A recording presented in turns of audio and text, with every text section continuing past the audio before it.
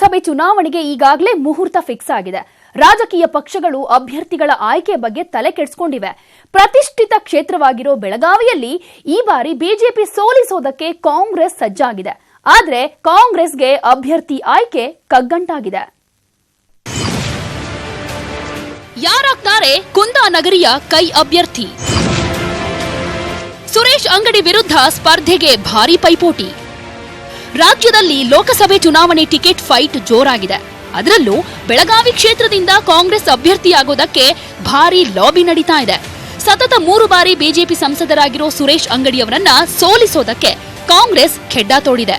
ಜಿಲ್ಲಾ ಉಸ್ತುವಾರಿ ಸಚಿವ ಸತೀಶ್ ಜಾರಕಿಹೊಳಿ ನೇತೃತ್ವದಲ್ಲಿ ಅಭ್ಯರ್ಥಿ ಆಯ್ಕೆಯ ಬಗ್ಗೆ ಸಭೆ ನಡೆಯಿತು. ಸೋದರನ ಪರ ಲಕ್ಷ್ಮೀ ಹೆಬ್ಬಾಳ್ಕರ್ ಲಾಬಿ, ಅಂಜಲಿ ನಿಂಬಾಳ್ಕರ್ ಪರ ಪಕ್ಷದ ಒಲವು. ಸಭೆಯಲ್ಲಿ ಶಾಸಕಿ ಅಂಜಲಿ ನಿಂಬಾಳ್ಕರ್, ಟಿಕೆಟ್ ಆಕಾಂಕ್ಷಿಗಳಾದ ಶಿವಕಾಂತ ಸಿಗ್ನಾಳ್, ಲಕ್ಷ್ಮೀ ಹೆಬ್ಬಾಳ್ಕರ್ ಸಹೋದರ ಚನ್ನರಾಜ್ ಹಟ್ಟಿಹೊಳಿ ಭಾಗವಹಿಸಿದ್ರು. ಈಗಾಗಲೇ ಸೋದರನ ಪರ ಶಾಸಕಿ ಲಕ್ಷ್ಮೀ ಹೆಬ್ಬಾಳ್ಕರ್ ದೆಹಲಿ ಮಟ್ಟದಲ್ಲಿ ಲಾಬಿಯನ್ನ ಮಾಡ್ತಿದ್ದಾರೆ. ಆದರೆ ಜಿಲ್ಲಾ ನಾಯಕರು ಶಾಸಕಿ ಅಂಜಲಿ ನಿಂಬಾಳ್ಕರ್ ಕಣಕ್ಕಿಳಿಸೋದಕ್ಕೆ ಚಿಂತನೆ ನಡೆಸಿದ್ದಾರೆ.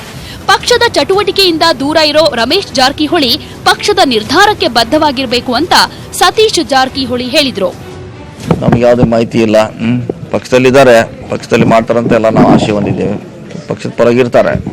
ಇಲ್ಲ ಯಾರೇ ಹೇಳಿದಲ್ಲ, ಅಲ್ಲಿ ಯಾರು ತಂದರೂ ನಾವು ಪಕ್ಷದ ಪರವಾಗಿ ಮಾಡ್ಲಿಕ್ಕೆ ಹೇಳಿದ್ದೀವಿ. ಚನ್ನರಾಜ್ ಇರ್ಬೋದು, ಅಂಜಲಿ ಇರ್ಬೋದು, ಸಿದ್ನಾಳ್ ಅವ್ರು ಇರ್ಬೋದು, ಯಾರೇ ತೊಗೊಂಡು ಬಂದ್ರೆ ನಾವು ಇಲ್ಲಿ ಬೇಸ್ ರೆಡಿ ಮಾಡ್ತಾ ಇದ್ದೀವಿ. ಯಾರು ತಂದ್ರೆ ಅವ್ರ ಪರವಾಗಿ ನಾವು ಮಾಡ್ತೀವಿ. ಶಾಸಕಿ ಅಂಜಲಿ ನಿಂಬಾಳ್ಕರ್ ಮಾತನಾಡಿ, ನಾನು ಟಿಕೆಟ್ಗಾಗಿ ಪ್ರಯತ್ನ ಮಾಡಿಲ್ಲ, ಹೈಕಮಾಂಡ್ ಯಾರಿಗೆ ಟಿಕೆಟ್ ಕೊಟ್ಟರು ಅವರ ಪರ ಕೆಲಸ ಮಾಡ್ತೀನಿ ಅಂತ ಹೇಳಿದ್ರು. ಇಲ್ಲ, ನಾನು ಪ್ರಯತ್ನ ಮಾಡ್ತಾ ಇಲ್ಲ. ಹೈಕಮಾಂಡಿಂದ ನನಗೆ ಏನು ನಿದರ್ಶನ ಏನು ಬಂದಿಲ್ಲ. ಹೈಕಮಾಂಡ್ ಯಾರು ಕ್ಯಾಂಡಿಡೇಟ್ ಮಾಡ್ತಾರೆ ಅವ್ರಿಗೋಸ್ಕರ ನಾವು ನಿಜವಾಗ್ಲೂ ಕೆಲಸ ಮಾಡ್ತೀವಿ. ಬೆಳಗಾವಿ ಲೋಕಸಭೆ ಕ್ಷೇತ್ರದಲ್ಲಿ ಟಿಕೆಟ್ ಪಡೆಯೋದಕ್ಕೆ ಕಾಂಗ್ರೆಸ್ ನಾಯಕರು ತೆರೆಮರೆಯ ಕಸರತ್ತನ್ನ ಮಾಡ್ತಿದ್ದಾರೆ. ಅಂಜಲಿ ನಿಂಬಾಳ್ಕರ್, ಲಕ್ಷ್ಮೀ ಹೆಬ್ಬಾಳ್ಕರ್ ಸಹೋದರ ಚನ್ನರಾಜ್ ಹಟ್ಟಿಹೊಳಿ ಮೊದಲ ಸ್ಥಾನದಲ್ಲಿದ್ದು, ಯಾರಿಗೆ ಹೈಕಮಾಂಡ್ ಜೈ ಅನ್ನುತ್ತೋ ಕಾದು ನೋಡಬೇಕು.